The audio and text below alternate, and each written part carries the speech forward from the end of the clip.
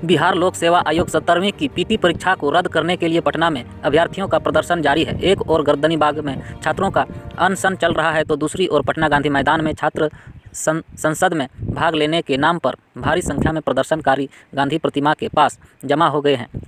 हालांकि पटना जिला प्रशासन ने इस कार्यक्रम को परमिशन नहीं देने की बात बताकर अवैध घोषित कर दिया है। बड़ी संख्या में पुलिस बलों को गांधी मैदान और आसपास के इलाके में तैनात कर दिया गया है। इस बीच सोशल मीडिया पर एक वीडियो वायरल हो रहा है कि जिसमें धरना स्थल पर समझाने गए पटना सदर एसडीएम सौरभ कुमार को अभ्यर्थियों ने अपने सवालों से चुप कर दिया है।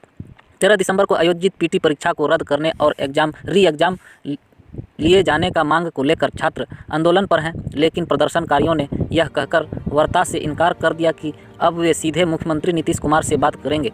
छात्रों ने आरोप लगाया है कि बीपीएससी अपने आश्वासन से पीछे हट गया है, अब उनसे बात नहीं करेंगे।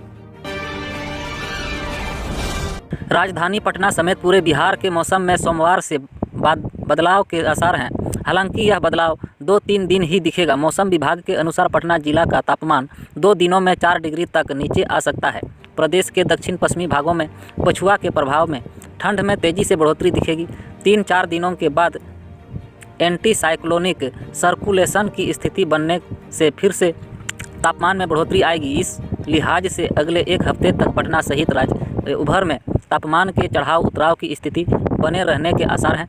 मौसम विभाग के अनुसार फिलहाल बारिश का कोई सिस्टम नहीं है। हवा का पैटर्न अगले 1-2 दिनों तक तापमान को नीचे लाएगा, फिर से तापमान ऊपर चढ़ेगा। राज्य में एक हफ्ते बाद ठंड में फिर से बढ़ोतरी की स्थिति बनेगी।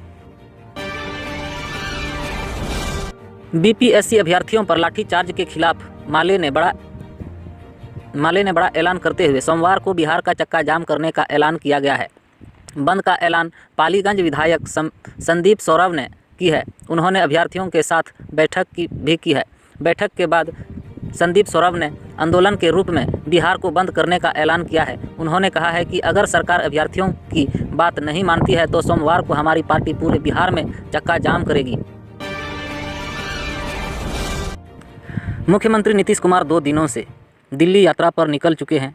निकलते ही उनके इस्तीफे की चर्चा तेजी से उठ गई है।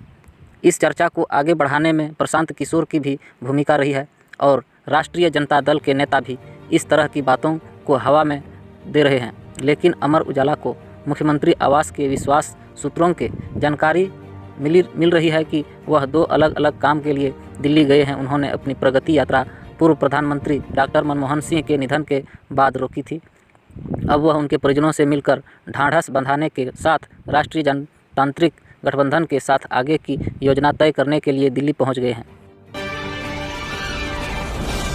कार्यालय संवाददाता बांका के वर्तमान एसपी डॉक्टर सत्यप्रकाश को डीआईजी में प्रमोशन के बाद अब डीआईजी शाहाबाद प्रक्षेत्र डेहरी आन सोन बनाया गया है, जबकि 2013 बैच के आईपीएस उपेंद्र नाथ वर्मा को बांका एसपी बनाया गया है।